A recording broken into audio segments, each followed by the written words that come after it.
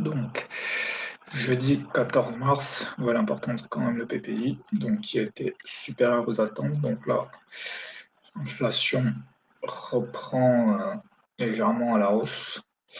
Donc la clé ici, c'est la transition.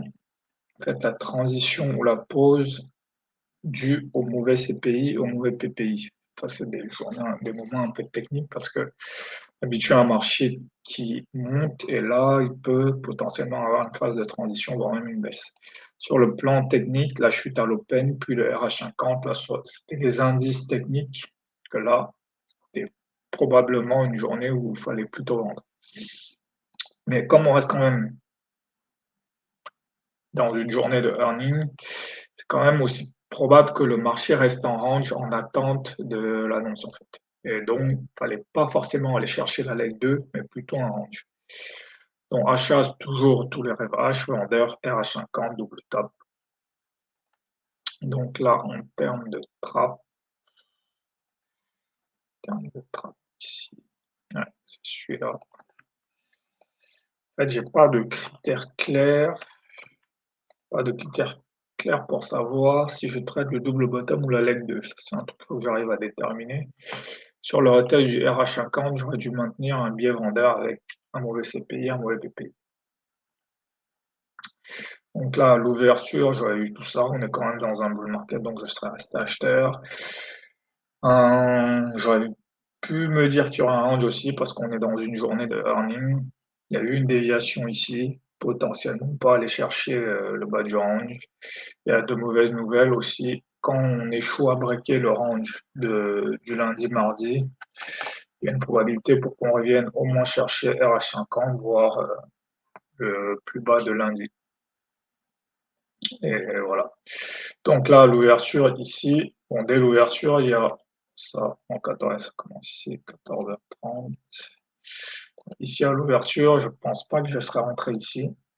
Pareil, ici, j'aurais pas vendu ici parce que là, je me serais dit, on vient quand même tester un support important. Donc, je vais attendre de voir ce que ça donne. Ici, je pense que j'aurais acheté. Voilà. J'aurais même peut-être rajouté ici. Là, ici, je me serais dit, bon, là, moi aussi, je ne m'étais pas dit. J'aurais dû me dire que là, on revient sur RH50, on revient tester le fair value gap. Directement, on arrive vers ça. Là, je pense qu'il aurait fallu que je clôture mes positions et que j'inverse ma position. Là, après, phase d'attente. Là, je pense que j'aurais rajouté. Si j'avais pas vendu ici, j'aurais vendu ici. Voilà, j'aurais rajouté ici. Ensuite, là, ça, c'est un peu compliqué parce que là, est-ce que ça va remonter ou est-ce que c'est en train de baisser? Là où il faut avoir là où la grille est importante en fait. Le fait qu'il y ait eu ce rejet, le fait qu'il y ait eu ce rejet AJP, le fait qu'il y ait eu ce rejet MIVHB, qu'on ne parvienne pas à rebondir sur BJP, c'est plutôt un signe de faiblesse en fait. Donc ici, il aurait fallu ne pas acheter ici en fait. Là, j'aurais vendu en me disant que là, au moins avoir un RR1 de ce truc-là. Là encore, j'aurais pu vendre, parce que maintenant, si ma conviction est que la baisse va continuer, je devrais vendre ici.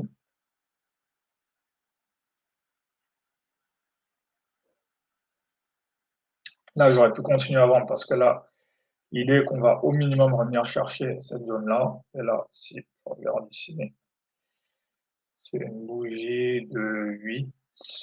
Et ici, 43. Ouais, donc ça peut passer. Donc voilà, là on arrive ici. Et c'est là où je me dis, j'ai pas de critères en fait pour me dire est-ce que ça va continuer sur une leg 2 ou alors il va y avoir un versal. J'avoue que là, j'ai pas un critère clair pour ça. Et donc du coup, ici, j'aurais eu tendance à hésiter à me dire est-ce que c'est un double bottom ou ça va juste être une tentative de reversal et on continue. Là où j'aurais quand même pu me dire que c'est plutôt un double bottom parce que la réaction est vraiment immédiate. Dès qu'on teste ce niveau-là, il y a une réaction directe des acheteurs. On avale quasiment la totalité de cette bougie. Donc à partir de là, je pense que ça peut être un critère plutôt fiable pour me dire que là, il faut plutôt reprendre le double bottom pour aller au moins chercher cette zone-là. En fait. Donc après, ici, je pense que j'aurais essayé d'acheter ici en me disant que peut-être on va revenir sur la zone des 50%, voire plus haut.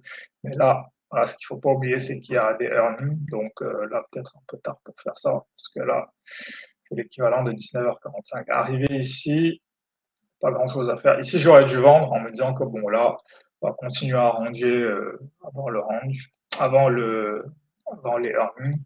Et là, de toute façon, ici, pourquoi j'aurais vendu ici? Parce que là, cette bougie-là, elle valide le rebond sur le fair value gap. Et quand cette bougie-là, en fait, vient avaler celle-là, là, c'est l'invalidation. Et là, très forte probabilité qu'on va revenir ici. Donc, c'est raisonnable de vendre ici pour au moins aller rechercher cette zone-là. Donc voilà, ça correspond à ce signal-ci, où là, il y a cette, même en M5, voilà, il y a cette bougie verte qui donne l'impression qu'on va repartir à la hausse, mais dès qu'elle est invalidée, là, ça devient très probable qu'on va aller rechercher plus bas. Donc là, ici, pareil, pas de vente ici parce que là, bon, on est à 1h, il est 21h normalement, et là, les earnings sont dans 1 heure. Donc là, ici, et là, voilà, quand les earnings arrivent, on repart à la hausse. Bon, c'est pas une journée spécialement compliquée. Alors, en fait, il y a juste cette phase-ci, je pense, à un moment, il aurait fallu, si j'avais acheté ici, clôturer mes positions pour passer à la vente. Ensuite, ici, comprendre que là, c'est une réaction de double bottom et pas de reversal. Et ensuite, quand on revient ici, comprendre que bah, là, c'est probablement, si je ne le comprends pas ici sur le RH50, au moins quand on avale le pendu, se dire, bon, voilà, là maintenant, on va au moins aller rechercher cette zone. Donc, il y a au moins un scalp à prendre. Donc voilà, ensuite, bah, voilà, c'est à peu près cohérent, c'est pas à peu près pareil sur les autres indices. Et là, il y a un swing, voilà, il y a un swing ici à la vente à prendre en se disant, on va peut-être aller rechercher cette zone-ci le vendredi, dans un swing ici avec un stop loss par là.